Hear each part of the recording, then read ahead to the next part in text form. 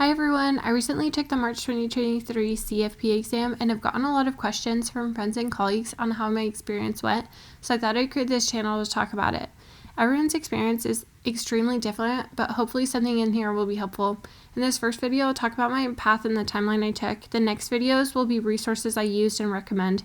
Then in other successive videos, I'll talk about the testing center experience and other topics like who should consider getting the CFP marks and how to create a study plan when it comes time to crunch for the exam. Okay, with that, let's get started. Here's what my timeline looks like from day one to exam day. In January 2022, I began taking education courses. After finishing the first 2 of 7 courses, I quit my job. At my new employer, I couldn't get reimbursed until I was 6 months into the grind, so I waited until October to start the courses again because the courses are pretty expensive, and if you don't have an employer reimbursing you, it can be a big hit. In the meantime, I was studying the material, just not doing an official program. My next video, I'll talk about the resources I used to do in that interim period. When I started the courses up again, I was prepared to go through them pretty quickly. So if you're in the boat of needing to finish the courses quickly to take the exam, I'd say the quickest it took me was about 3 weeks, and that was with the estate planning topic, which I knew pretty well, and because it's what I do for work. The other ones, like tax planning, even if I tried my hardest, it would have taken me longer because I wasn't familiar with the topic as well. For the most part, I would plan on taking 5 to 6 weeks for each education course if you're doing them on the demand, which I did through Kaplan.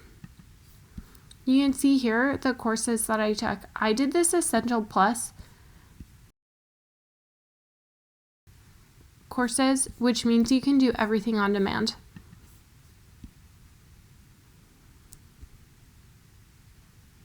It took about 10 to 15 hours each week to do them in that 5 to 6 weeks total course time. In the end, I finished right before the final deadline of February 2023.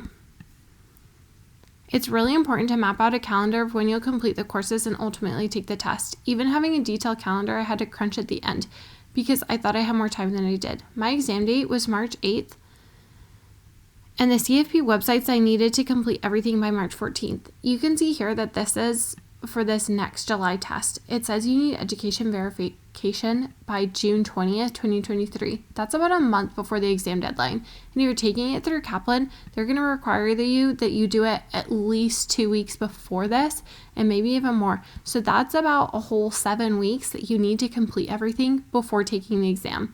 Another useful date to mark on your calendar is when you plan to take the practice exams. The CFP board has a free official practices exam, which you'll want to set aside the full 6 hours to take it. I'm a fast test taker and didn't include breaks, and it still took me 5 hours. I took it 2 months before the March exam.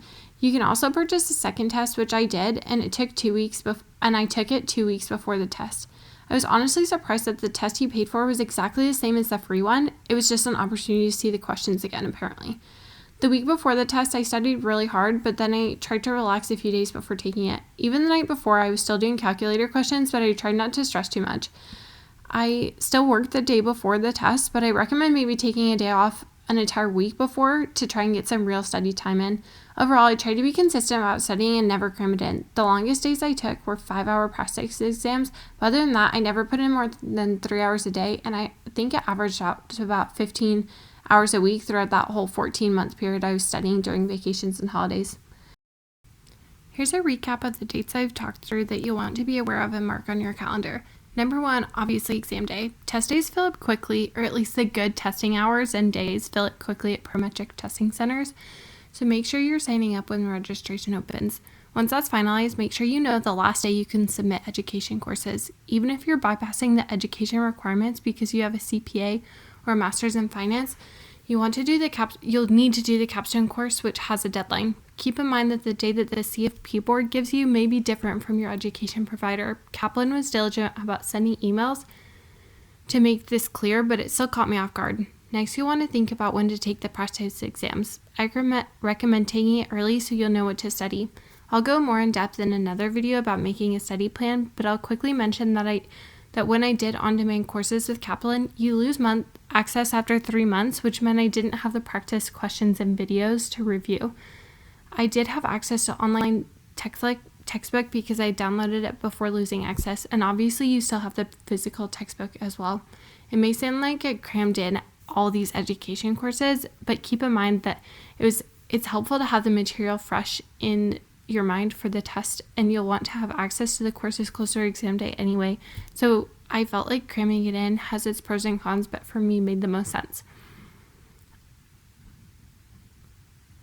I ended up not doing a review course, but a lot of people take it and say it's extremely helpful. These courses can range from a whole month of night courses to just one weekend of 20 hours of study sessions, or it can be in the form of more on-demand videos. Lastly, consider taking a day off work and don't forget to plan for what happens after the test. I went on a trip the day after the test so that pass or fail, I didn't have to think about it. It ended up being a really great stress reliever. Thanks for watching. If you have questions or comments, add them below, give this video a like, and stay tuned for more CFP exam test taking tips.